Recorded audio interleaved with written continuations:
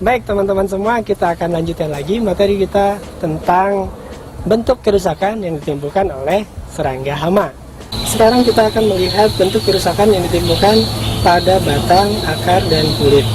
Salah satunya yaitu yang disebabkan oleh rayap, di mana rayap ini dia menyerang bagian akar, kemudian naik ke atas menuju tajuk. Gejala yang ditimbulkan oleh hama pada akar, batang, dan kulit biasanya menyebabkan adanya lubang gerek, baik itu pada akar, batang, maupun kulit. Ada lubang gerekan yang tidak membulat tapi sebetulnya tidak teratur, seperti halnya yang kita lihat di sini. Ada bagian yang termakan oleh rayap, kemudian ditandai dengan adanya tanah yang diangkat oleh koloni rayap.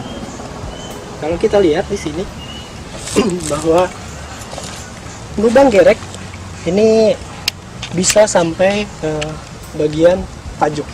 Selain kerusakan yang ditimbulkan secara langsung pada kayunya, ini juga akan menyebabkan kerusakan lainnya.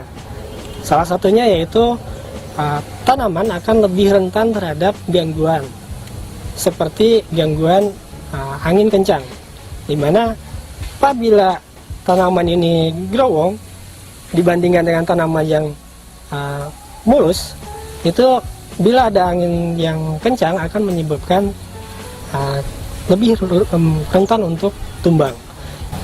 Nah, kalau kita lihat di sini ada beberapa masih terdapat beberapa koloni rayap yang ada di lahan ini.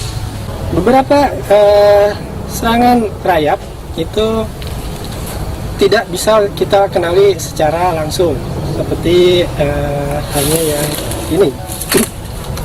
Tapi ada juga rayap yang menyerang bagian luar terlebih dahulu, kemudian bagian dalamnya. Itu salah satu bentuk kerusakan yang ditimbulkan oleh ditimbulkan pada akar, batang, maupun kulit. Berikutnya nanti kita bahas lagi bagian-bagian yang diserang oleh hama pada akar, batang, dan kulit. Demikian untuk materi kali ini. Kita lanjutkan di bagian episode berikutnya.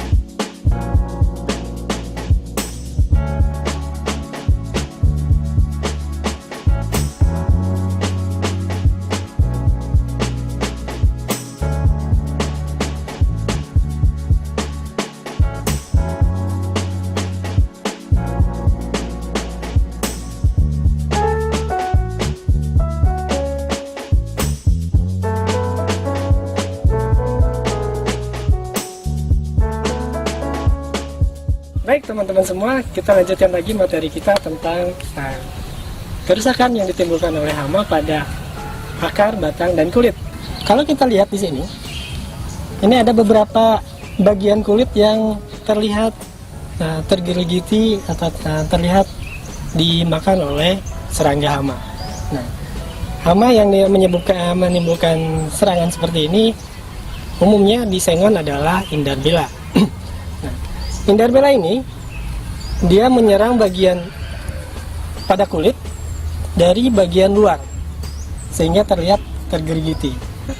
Indarbela ini umumnya dia memakan bagian kulit pada batangnya dari bagian luar.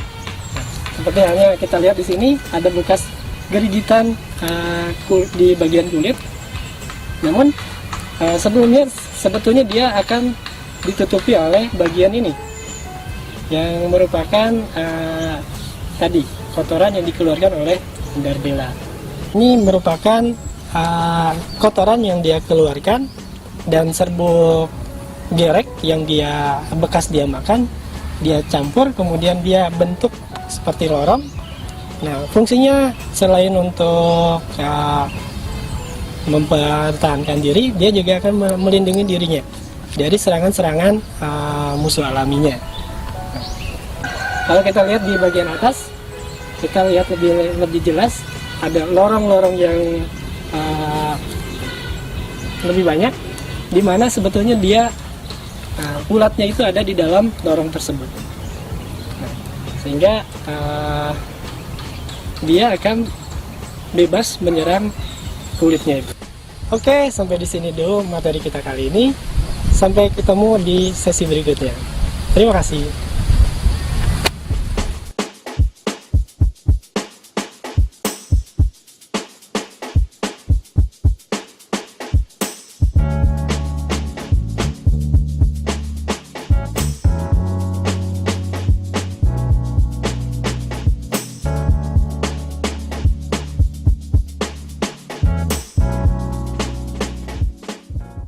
Baik teman-teman semua, kita lanjutkan materi kita tentang serangan bentuk kerusakan yang ditimbulkan oleh hama pada kulit dan batang.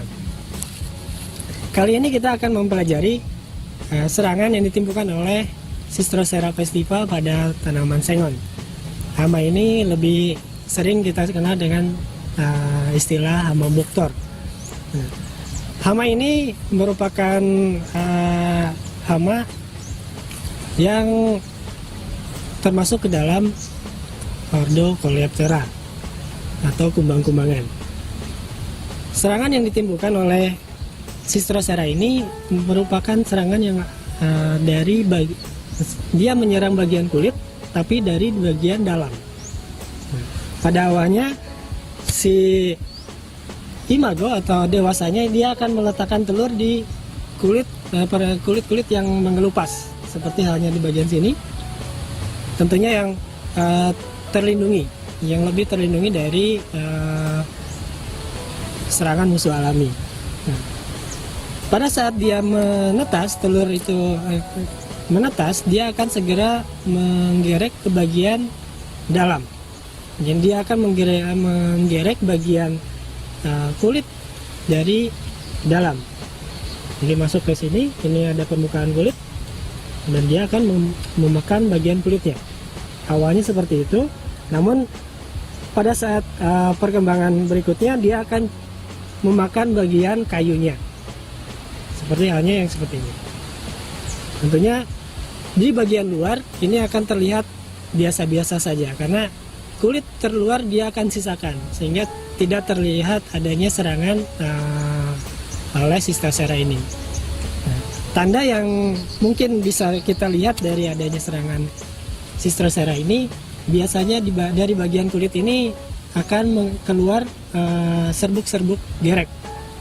Nah, kalau sudah terlihat banyak seperti itu, kemungkinan besar serbuk gerek ini akan tanaman kita ini telah terserang oleh Cistrosera festiva. Nah, Cistrosera festiva ini biasanya dia akan menyerang bagian secara berkelompok, karena pada saat awal dia meletakkan telur itu telurnya berkelompok, kemudian menetas dan memakan bagian kulit ini. Nah, pada saat perkembangan berikutnya, pada saat dia akan berubah menjadi pupa, dia akan menembus ke dalam batang, menggerek bagian batang ke dalam dan berpupa di dalam batang tersebut, sehingga serangan dari Cistrosera ini dirasakan cukup serius, di mana dia akan langsung menyerang kayu yang kita budidayakan, sehingga kualitas kayu dan nilai kayu yang akan kita hasilkan akan menurun. Pada daun, di sini kita lihat ada daun yang bentuk diserang oleh hama. Ini hamanya kumbang dari ordo Coleoptera, familinya Chrysomelidae. Nah, khas dari serangan kumbang ini yaitu menyebabkan daunnya bolong-bolong, seperti halnya seperti ini. Jadi dia tidak menghabiskan seluruh daun, hanya membolongi bagian-bagian daunnya saja, seperti itu. Nah, ini gejala khas biasanya yang ditimbulkan oleh serangan hama ini, Chrysomelidae. Di gejala lain nanti akan kita bahas lagi. Selain yang membolongi daun, ada juga bagian-bagian gejala yang merusak bagian daun yang lainnya. Demikian untuk materi dari tentang serangan pada kulit dan batang. Kita akan bertemu lagi di sesi berikutnya. Terima kasih.